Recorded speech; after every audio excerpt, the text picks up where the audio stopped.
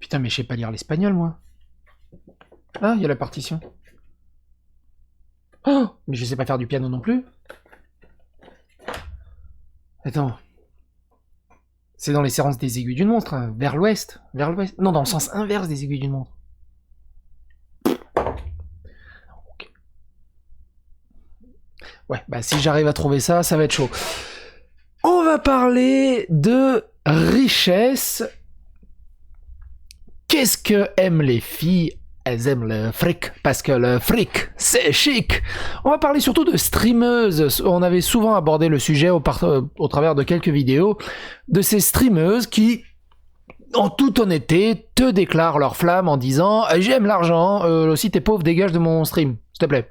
Je vois pas ce que tu fous là. » C'était assez rigolo. Il y a deux streameuses. Une streameuse qui est totalement honnête envers elle-même, qui a dit je comprends pas que vous... Soit vous donnez, vous restez sur mon stream, soit vous dégagez, vous me dégoûtez, bande de pauvres qui regardez mon contenu gratuitement, alors que je me dessape, je vous montre mes boobs et tout. Je suis pas là pour montrer des jeux, je suis pas là pour... je suis là pour vendre mon corps, pour gagner de l'argent. Vous me dégoûtez. Alors faites des dons ou barrez-vous. Je paraphrase, mais c'est à peu près ça. Et d'autres streamers qui se sont fait bannir, mais on sait pas trop pourquoi. Peut-être parce qu'elles ont fait ça sur Twitch. À vous de juger.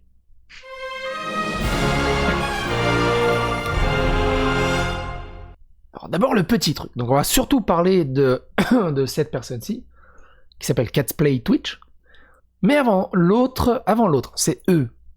Alina Rose est une streameuse connue pour Fortnite. Elle a surtout explosé quand elle s'est mise à l'ASMR. Très étrangement. On va se regarder un petit morceau, ça vaut le détour.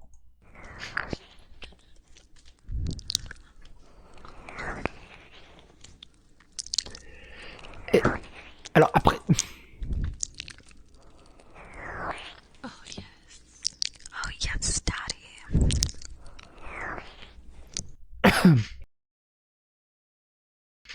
Alors après, je serais tenté de vous dire, chacun son trip. Je fais vraiment pas partie de cette cible qui trouve ça excitant ou érotisant. Je trouve ça juste vulgaire en fait. Et après, chacun son délire. Mais bref, les lignes directrices stipulent les évaluations de la subjectivité sexuelle d'un comportement ou d'une activité sont indépendantes de la tenue vestimentaire de l'utilisateur et sont plutôt basées sur le cadrage et le contexte global. Je sais pas c'est quoi le contexte. Bref, elle a été bannie temporairement et elle s'est exprimée ainsi. Je sais que tout ira bien, je ne sais pas pour combien de temps je suis bannie, mais je veux juste remercier tous ceux qui me soutiennent, sont toujours gentils avec moi et veulent me voir gagner. Donc elle a dit ça sur son Twitter, pendant qu'elle réparait son lave-linge, je crois, je suis pas sûr. D'ailleurs, on le voit, hein, depuis qu'elle s'est mise à l'ASMR, ça a bien explosé au niveau des stats, elle est passée d'environ 100-200 viewers à 2000 viewers. Je sais que ça marche plutôt bien, elle a trouvé une nouvelle carrière. Ce qui est intéressant aussi de ce côté-là, c'est qu'elle dit... Je fais de mon mieux pour gagner de l'argent parce que j'ai grandi dans la pauvreté. Elle s'y me donne à fond, on est d'accord. J'essaie d'aider ma mère autant que je peux. J'essaie d'aider les gens autour de moi autant que je peux. Je sais qu'à la fin de la journée, je suis une bonne personne et mon bon karma me reviendra. La vie a ses hauts et ses bas, mais tout ira bien. Ça c'est cool.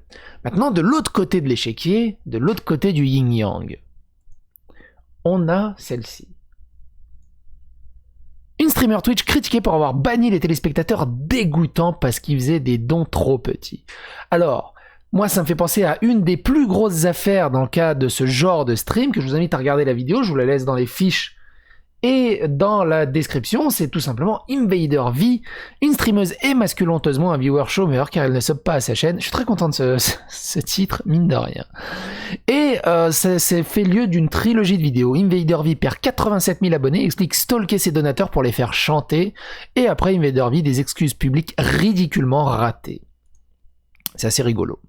Et aussi, Une streameuse interdit son Twitch aux pauvres, il s'agissait de Savage Baby Doll, pareil, qui bannissait tous les gens qui disaient « Ah, 4$, mais t'arrives même pas à donner 4$, bordel de merde !» Des heures à streamer, des heures de contenu, tu peux pas donner 4$. Tu te fous de la gueule de qui? Enfin, elle avait pété un câble. Là-dessus, c'était assez rigolo. Invader V a fait exactement pareil. Et, alors, il y en a des dizaines et des dizaines de cas, mais là, on a un autre cas qui est assez intéressant de ce côté-là pour tenter d'analyser un peu le monde étrange de ce que j'appellerais le milieu just chatting de Twitch. Tout ça, c'est aussi des gens partenaires Twitch. Alina Rose est partenaire Twitch. Elle, je sais pas si elle est partenaire Twitch. Je pense, oui. Mais grosso merdo, elle, c'est pareil, j'ai regardé un peu ses stats. Elle est beaucoup plus petite. Hein. Elle fait à peu près 200 viewers. 200-300 viewers par stream. Ce qui est pas mal. La streameuse Twitch Catsplay est en train d'être rôtie sur les réseaux sociaux après qu'un clip qui la montrait demandant au modérateur d'interdire aux téléspectateurs de donner moins d'$1 ait commencé à se répandre en ligne. Il est normal que les streamers Twitch remercient les téléspectateurs pour leurs dons, quel qu'en soit le montant, juste pour avoir suffisamment apprécié leur contenu pour les payer.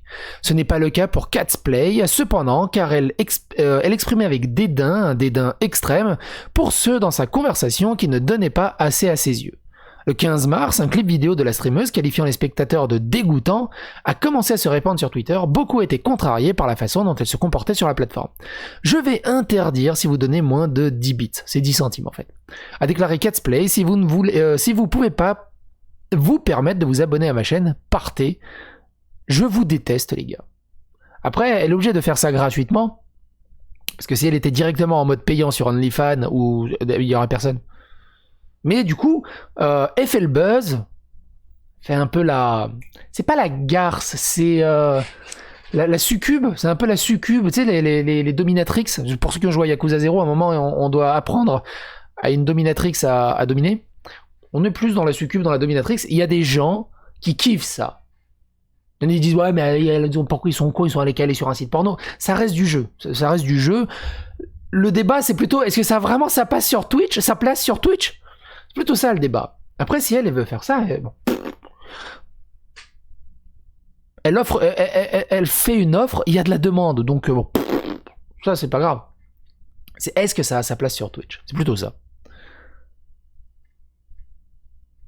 Alors, c'est un montage, on va pas regarder, on va juste regarder quelques extraits parce que sa voix, elle est assez méprisante.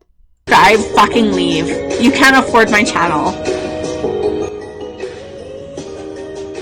They're disgusting. I'm sorry if they're fucking disgusting and they can't afford more than $1. Fucking ban them. I'm serious.